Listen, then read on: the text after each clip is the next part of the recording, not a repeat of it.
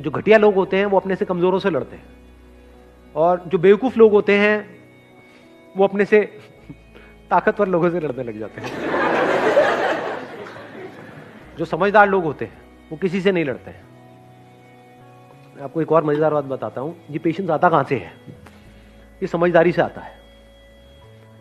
समझदारी मतलब क्या? रियलिटी को एज इट इज देख लेना। क्या इस दुनिया में सब कुछ टेम्पररी है या नहीं है? ये कोई मेरा बिलीफ है या रियलिटी है? इस रियलिटी को देख लेना समझदारी है। इस समझदारी से पेशेंस आता है। मतलब क्या? बुरा फील हो रहा है, अब वहां पे अच्छा फील करने की जरूरत नहीं है, क्योंकि एक ऑपोजिट क्रिएट हो जाएगा। बुरा फील हो रहा है, होने दो, टेम्पररी है। देखता हूं मुझे कितना बुरा फील हो सकता है। मुझे कुछ ऐसा करना है कि आज पूरे दिन रोता ही रहूं, मतलब आंसू रुकने नहीं चाहिए। तो थोड़ी देर बाद क्या होगा? आप कोशिश करोगे बुरा फील करने की, होना बंद हो जाएगा। समझे यहां पे आपने क्या किया? उससे लड़े नहीं, क्योंकि जिससे लड़ोगे वो पावरफुल हो जाएगा। उसको खत्म करने के बारे में नहीं सोचना है। ये जो बुरा लगेगा, वो बुरा लगने वाली एक स्टेट है, उसको खत्म नहीं करना है, क्योंकि आप उसको खत्म कर नहीं सकते हो। जितना उसको खत्म करने की कोशिश करोगे और पावरफुल हो जाएगा। तो उसको रहने देना है। उसको ऐसे देखना है, गेस्ट आ गया मेरे घर में, समझ गए ना?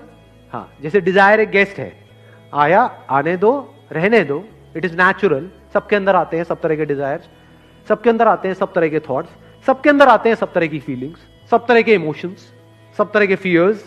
आने दो, रहने दो, let me observe it, let me see कि ये कब तक रहता है। समझ गए अब आप क्या कर रहे हो? खुद को कॉन्कर कर रहे हो। तो फिर क्या हुआ? वो आया, चला गया। ऐसे ही थोड़ी बहुत सक्सेस आई, चली गई, थोड़ा बहुत फेलियर आया, चला गया। But now you are consistent, because अब कुछ भी होता है जो दुनिया की नजर में बहुत बड़ा भी हो सकता है और बहुत ही छोटा भी हो सकता है, आपको कोई फर्क नहीं पड़ता है। हैविंग सेड दैट, ऐसा नहीं है कि फर्क ही नहीं पड़ता है, फर्क पड़ता है इन द शॉर्ट टर्म। बिल्कुल ऐसा है जैसे अगर हाथ पे कुछ गर्म लगेगा तो हाथ जलेगा ना, बट अगर आपके अंदर पेशेंस है, ठीक है, जल गया, कितने दिन तक रहेगा? 2 दिन, 4 दिन, 5 हफ्ता, ठीक है, हफ्ता रहने दो। अब वहां पे आप रोने लग जाओ बैठ करके, तो गरम तो लगा लेकिन जला क्यों? तो पागल हो। और अभी आप हंस रहे हो, यही पागलपंती करते हो आप सुबह से रात तक। अरे भाई, ब्रेकअप होगा तो बुरा लगेगा ना। अब ये सवाल नहीं होना चाहिए वहां पे कि मुझे बुरा ना लगे। बुरा लगेगा। Once you are attached to somebody, किसी के साथ में आप emotionally, physically, mentally, psychologically attached हो, एकदम से अलग हो जाओ, अरे हवा टाइट। बिल्कुल ऐसा है जैसे किसी ने आपकी बॉडी का कोई पार्ट काट दिया है, तो उस वक्त क्या चाहिए? पेशेंस चाहिए। What you can do is, रात को सोने से पहले 5-10 मिनट के लिए, जब तक नींद ना आ जाए, patience, patience, patience, patience, patience. अब आप आराम से आ गए। अब अगले दिन जो भी आपको करना है, फॉर एग्जांपल किसी इंटरव्यू के लिए जाना है, तो अब आप उसके लिए तैयार हो। किसी एग्जामिनेशन के लिए जाना है, उसके लिए तैयार हो। कोई बहुत बड़ा दिन है, कोई बहुत बड़ी मीटिंग होने वाली है, कोई बहुत बड़ा कोलैबोरेशन होने वाला है, उसके लिए आप तैयार हो। कोई बहुत बड़ा ब्रेकअप होने वाला है, उसके लिए आप तैयार हो।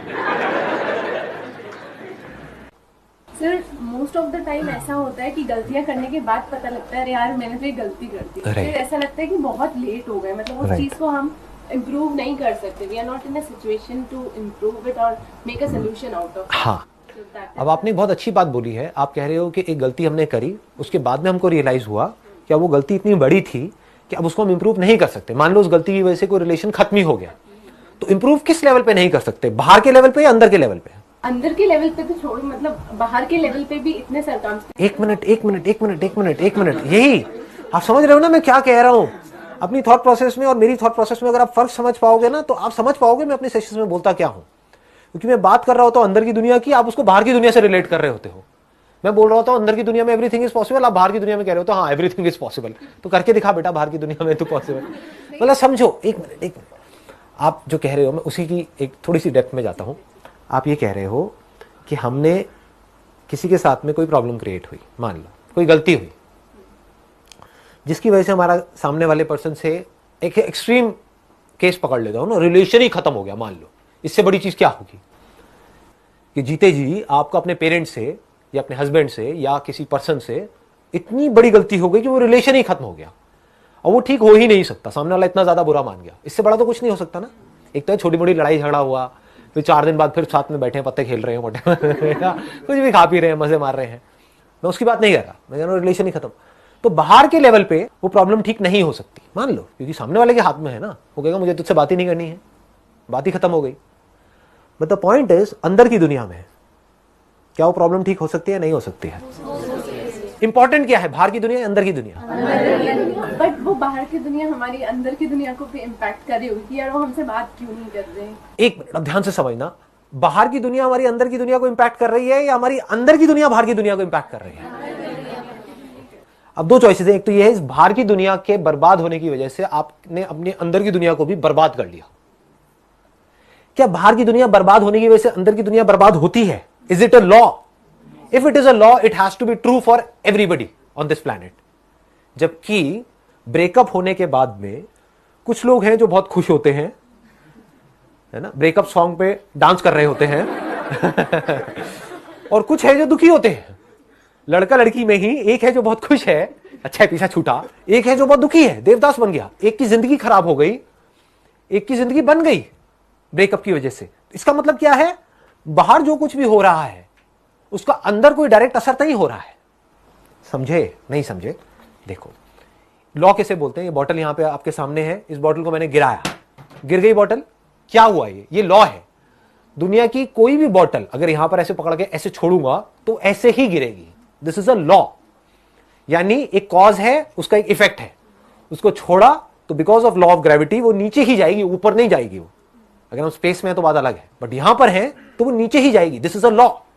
यानी जो बाहर की दुनिया है वहां पर लॉज है जिसको हम डिफाइन कर सकते हैं। अंदर की दुनिया में कंट्रोल किसके हाथ में है? हमारे हाथ में है।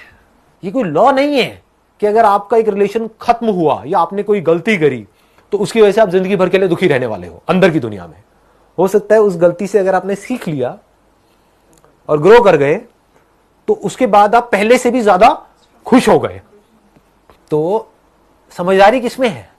बाहर की दुनिया को बदलने में, जिसको आप नहीं बदल सकते, या अपने अंदर की दुनिया को बदलते रहने में, जिसको बदलते रहने की कोई लिमिट ही नहीं है। आपको कैसे पता लगेगा कि अब मेरी अंदर की दुनिया पूरी तरह से बदल गई है? जिस दिन आपके अंदर से बाहर की दुनिया में कुछ भी बदलने का डिजायर पूरी तरह से निकल जाएगा। अगर वो अभी निकल जाए तो क्या होगा? अभी खुश हो, दुख क्या है आपकी लाइफ में बताओ? दुख यही तो है कि जो जैसा है वो सही नहीं है, वो ऐसा हो जाए तो बढ़िया हो जाए। वो ऐसा क्यों है? मैं ऐसी क्यों हूं? यही तो है प्रॉब्लम। और क्या है? मैं जैसा हूं, जैसी हूं, परफेक्ट हूं। बाहर वो जैसा है, जैसी है, परफेक्ट है, कुछ करने की जरूरत ही नहीं है। तो क्या करो? झूमो, नाचो, गाओ, मस्ती करो। ये है अंदर की दुनिया की परफेक्शन। बाहर की दुनिया में ऐसी परफेक्शन पॉसिबल है? इम्पॉसिबल। क्योंकि जो आप चाहते हो वो सब बकवास है। अभी सुनने में कड़वा लगेगा। आपके खुद के अंदर कमियां हैं लेकिन आप चाहते हो सामने वाले में कमियां ना हो।